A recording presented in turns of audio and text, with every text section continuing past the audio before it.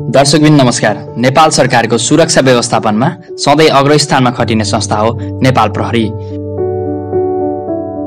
नेपाल प्रहरी जनताको सुरक्षा व्यवस्थापनमा प्रत्यक्ष रूपमा जोडिने हुनाले यसलाई जनपद प्रहरी पनि भन्ने गरिन्छ। झण्डै 65,000 जना व्यक्तिहरू कार्यरत रहेको देशको सुरक्षाको प्रमुख संगठन नेपाल प्रहरीले जनताको दैनिक सुरक्षा, विकास निर्माण, अध्यागमन, सीमा सुरक्षा तथा जाँच, सरकारी अधिकारीको सुरक्षा प्रबन्ध तथा न्यायिक मेलमिलाप जस्ता कामको जिम्मेवारी वहन गर्दछ।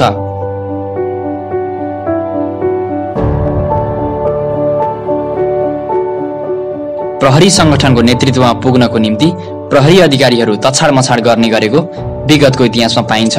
सरकारले मन्त्री परिषदको निर्णयबाट नेपाल प्रहरीको महानिरीक्षक नियुक्ति गर्दछ।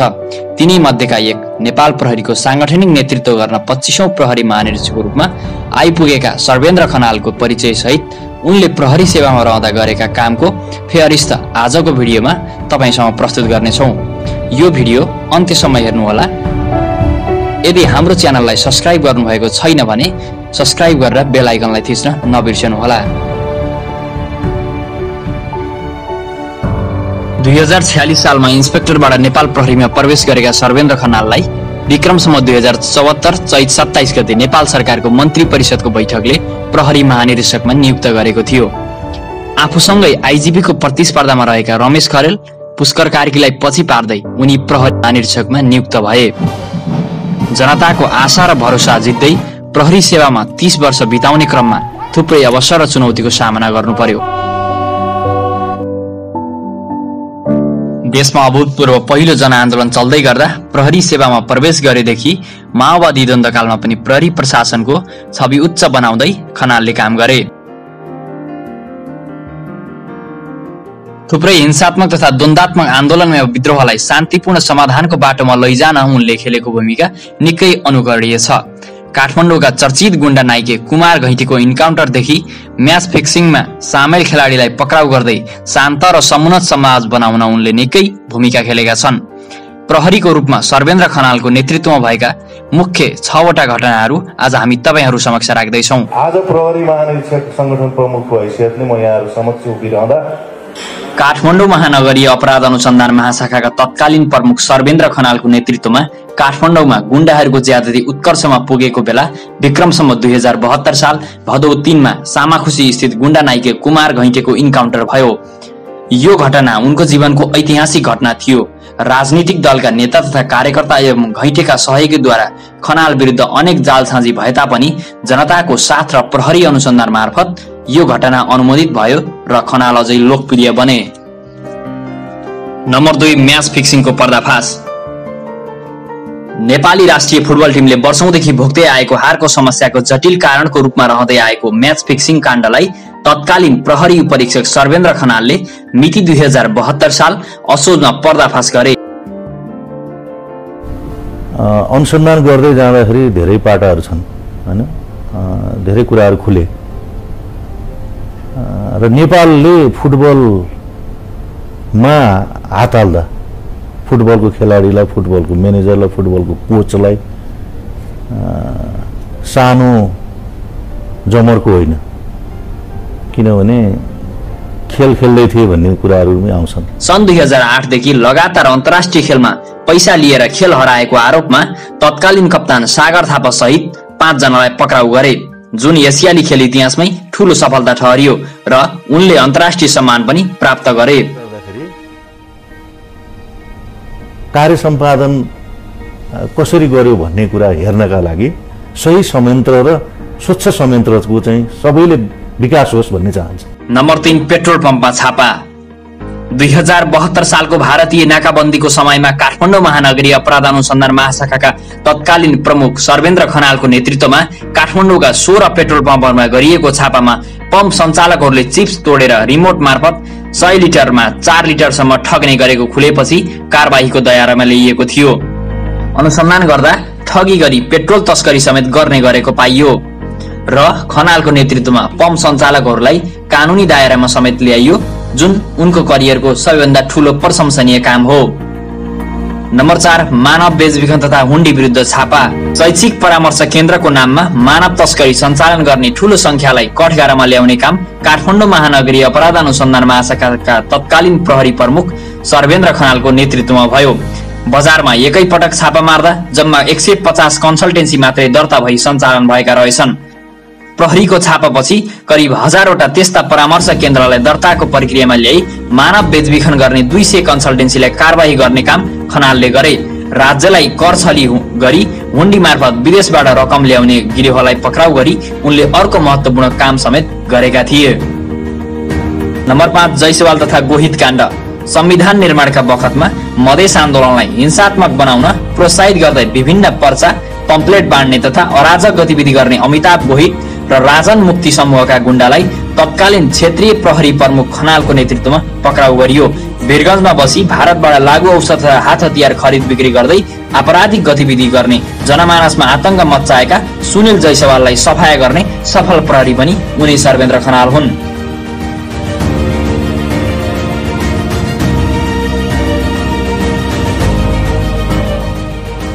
यसरी उनका कार्यकालमा सरसर्ती हेर्दा धेरै महत्त्वपूर्ण कामहरू भएका छन्।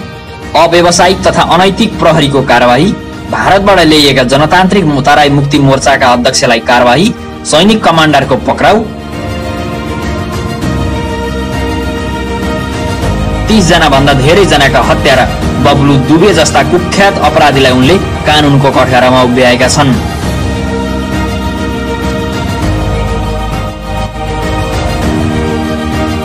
यसका अलावा सर्वेन्द्रको नेतृत्वमा थुप्रै घटना भएका छन्। प्रहरी अधिकारीकै संलग्नतामा धनुषामा भएको युवती बलात्कार तथा युवकको हत्या प्रकरणमा सर्वेन्द्रले नेतृत्वदायी भूमिका खेल्दै घटनालाई शान्तिमा ल्याएका थिए। जनकपुरवासीको राँके जुलुस र हतियार सहितको आन्दोलन थेक्न नसकी जिल्ला छाडेका प्रमुख जिल्ला अधिकारी र डिएसपीको अवस्थामा गृह मन्त्रालयको ठाडो आदेशमा गिरिजा प्रसाद कोइरालाको देहान्त भएको दिनमा धनुषा पुगेका खनालले उक्त घटनालाई 24 घण्टा नबित्दै चमत्कारिक तरिकाले काबुमा ल्याएका थिए। त्यसैगरी देशभर भएका अराजक तत्त्वहरूलाई नियन्त्रण गर्दै आपराधिक गतिविधि कम गराउन सफल खनालले जनकपुर र नारायणीमा कार्यरत हुँदा मधेसका 109 सशस्त्र समूहलाई आफै फिल्डमा खटिएर नियन्त्रणमा लिई 4 वटामा झारेका थिए, जसले गर्दा उनलाई आज पनि तराईवासीले सम्झिरहन्छन्।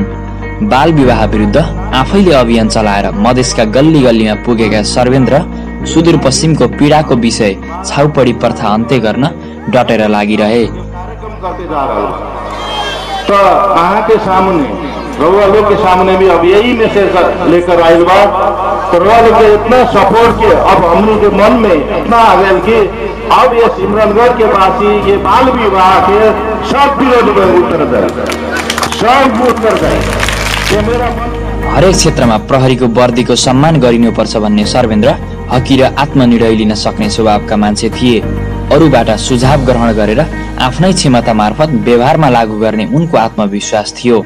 कोही शैली कहाँ छ, मेरै शैली हो, अनुसरण गरे मेरै शैली गर्नु, जे सुनमा छ म कन्फिडेन्ट छु, मैले गर्ने शैली मैले त्यसैमा आफैलाई चाहिँ नि हैन सही हो उत्कृष्ट हो भन्ने आफूलाई लाग्छ। त कन्फिडेन्ट भयो हुनाले उत्कृष्ट कार्य सम्पादन मार्फत थुप्रै व्यक्तिगत अवार्ड जितेका उनले प्रहरी संगठनलाई पनि हालसम्मकै उच्च सम्मान दिलाएका छन्।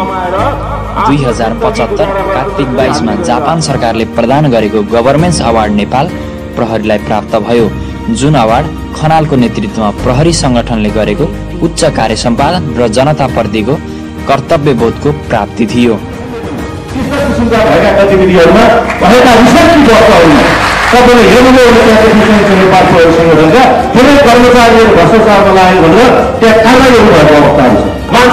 फुटबलका म्याच फिक्सरहरूलाई जेलको हावा खुवाउँदै गुण्डा तथा नेताका डनहरूलाई ठेगान लगाएका सर्वेन्द्र प्रहरी आफ्नो व्यावसायिक निष्ठामा अडिग रहनुपर्छ भन्ने मान्यता राख्दछन्।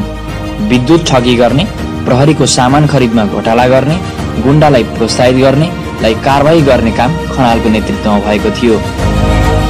विप्लवका कार्यकर्तालाई ठेगान लगाउँदै सर्लाही जिल्ला संयोजकको इन्काउन्टर पनि खनालको ठाडो आदेशमा भएको थियो। सिके राउतलाई दमन गरी गतिविधिमा रोक लगाएका खनालले गुण्डागर्दीमा संलग्न भनिएका सत्यमान लामालाई समेत पक्राउ गरेका थिए।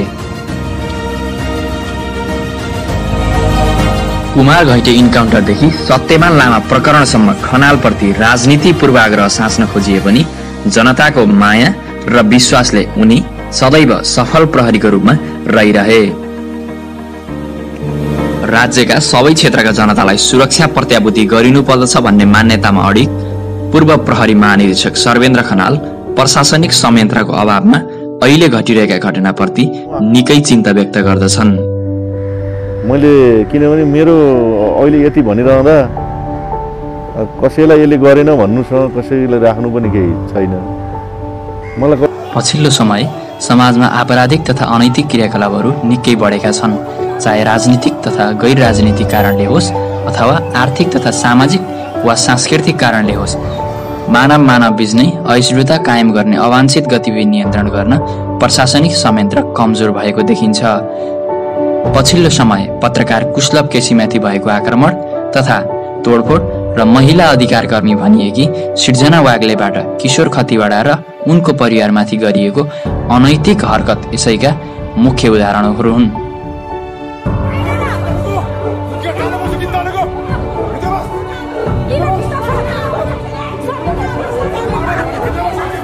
यसका अलावा थुप्रै अश्लील घटनाहरूको नियन्त्रण गर्न प्रहरी प्रशासन कडाइका साथ लाग्नुपर्ने देखिन्छ। यसैबीच सर्वेन्द्र खनाल भएको भए यस्ता घटनालाई कसरी नियन्त्रण गर्थे होला भन्ने कुरा अर्को मनोवैज्ञानिक पाटो रहन सक्छ। समग्रमा नेपाल प्रहरीका 25औं प्रहरी महानिरीक्षक सर्वेन्द्र खनाल निडर र अडिग रहँदै औसतभन्दा माथि कार्य सम्पादन भने गरेका थिए। समग्र राज्यका निकायहरूमध्ये प्रहरी संगठनमा तत्कालीन उनको कार्यकाल उत्कृष्ट रह्यो। दर्शकबिन, यहाँहरूलाई आजको भिडियो कस्तो लाग्यो प्रतिक्रिया दिन भने नभुल्नुहोला।